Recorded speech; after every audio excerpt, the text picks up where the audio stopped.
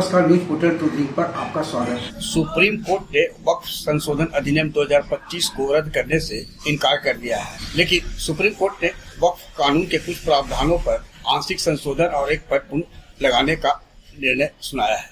मुख्य न्यायाधीश justice B.R. Gavai और जस्टिस ऑगस्टिन जॉर्ज मसी की बेंच ने सर्वसम्मति से अंतरिम निर्णय में कहा है कि हम पूरे वक्फ कानून पर रोक नहीं लगा रहे हैं, हम नए कानून के कुछ प्रावधानों पर रोक लगा रहे हैं। मुख्य न्यायाधीश ने कहा कि हम वक्फ करने के लिए वाकिफ के 5 साल तक इस्लाम में ईमान रखने यानी इस्लामिक प्रैक्टिस की न्यूनतम अवधि की अनिवार्यता पर रोक लगा रहे हैं। CJI ने कहा कि वक्फ बोर्ड में 3 से अधिक गैर मुस्लिम सदस्य नहीं होने चाहिए, यानी पदेन और नामजद मिलाकर वक्फ बोर्ड में कुल 4 से अधिक गैर मुस्लिम सदस्य नहीं होगा।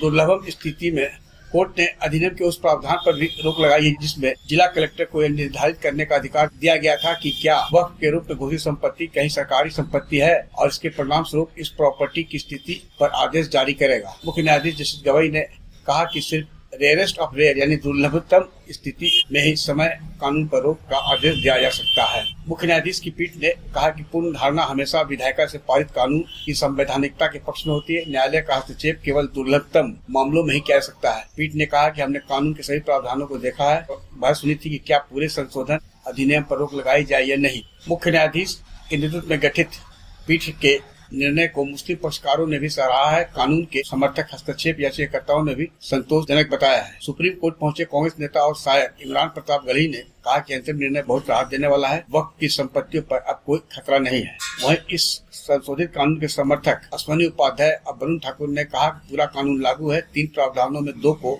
अधिकतम रूप में बरकरार रखा गया है। तीसरे प्रावधान यानी इस्लाम की कम से कम 5 साल प्रैक्टिस के बाद ही वक्फ करने के अधिकार पर ही पूर्ण रोक है। आग्रह है कि इस वीडियो के लिंक को लाइक, शेयर, सब्सक्राइब अवश्य करें। धन्यवाद।